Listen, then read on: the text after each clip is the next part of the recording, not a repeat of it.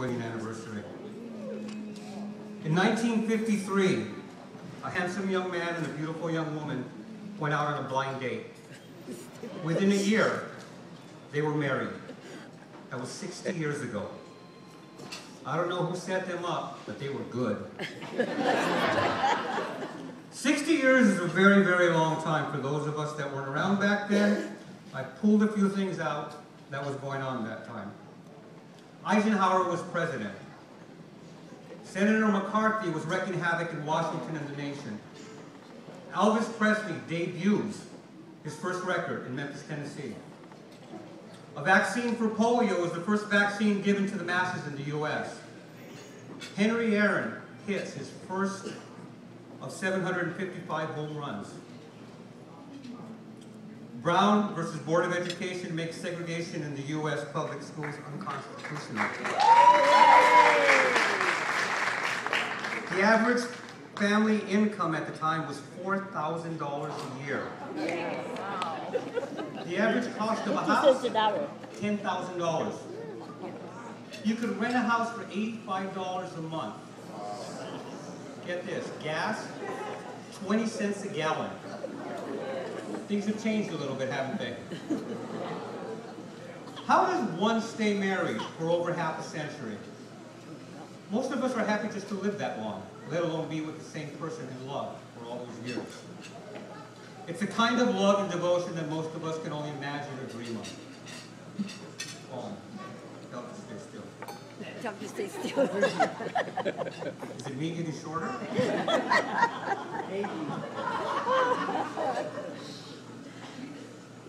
Why?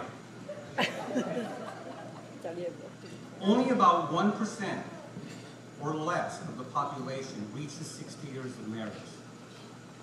How many people here have been married for 60 years? Raise your hands. That's what I thought.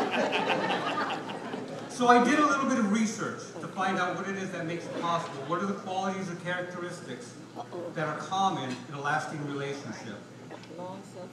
Now I thought about asking my parents, but I knew if I asked my dad, he would say, how the hell should I know? Go ask your mother.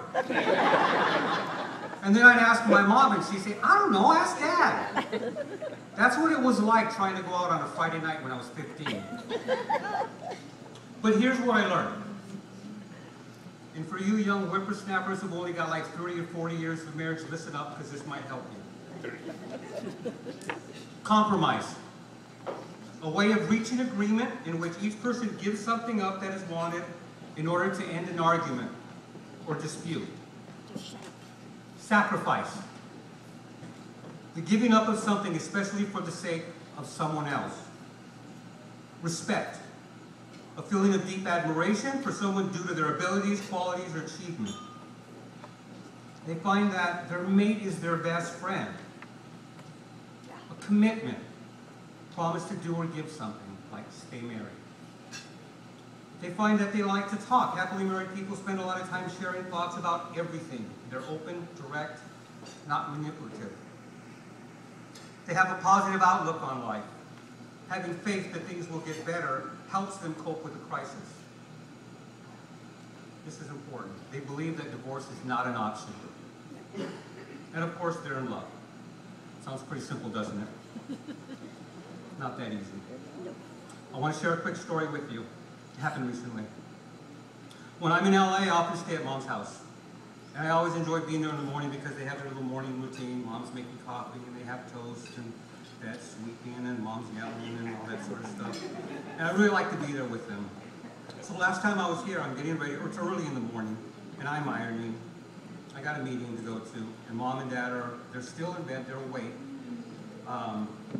But I can't see them, but I can hear them. And they're chatting away, laughing, telling stories to each other, reminiscing about something. They sounded like teenagers that had just met. It was like puppy love. I thought at the time that, more than anything, is why they're still married. Because they actually like each other.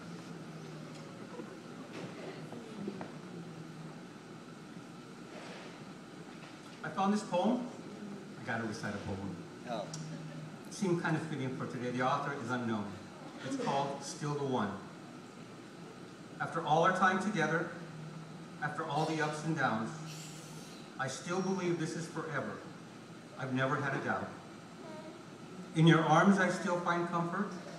In your smile, I still find peace. For me, there is no other, no matter what time may bring. In memories we've created, there's a magic in the past. For better or worse, I wouldn't take 1 second back. The hard times made us stronger, and the sweetest of times made us lovers. All that came before, and everything that follows, made you my greatest friend. When I need a shoulder to lean on, when I need an ear to bend, it was you I could turn to. It was you who would help me find myself again. After all this time, I find peacefulness, knowing, believing it's still love. You're still the one. You'll always be the one. I kind of like that. All right, I'm almost done. Stop clapping. I would be remiss if I did not mention a few thank yous here. I'd like to extend a warm word of thanks and gratitude. My sister Susie, Nicole, Jennifer, Damien, Danny, Cindy, Samantha, Ruben, Michael, and the lovely Judy for all their help in preparation for this. And especially to my brother Hank, for which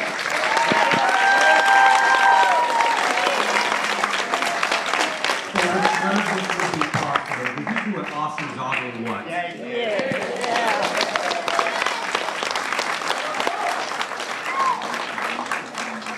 You see, living so far away makes it really easy to swoop in at the last minute and when all the work is already done, say everything works and fly out. But in all seriousness, I'm really fortunate that both Susie and Hank are here because it makes living far away possible. It's something I never take for granted, so thank you. And finally, Mom and Dad, thank you for being who you are and for making all of us better people, for having been a part of these last 60 years. You'll never truly know the positive impact that you had on so many lives, especially your family. Success is defined as the attainment of wealth, respect, and fame. I don't believe that we all measure success the same way. And in closing, I want to share one of my favorite quotes. This is one man's definition of success.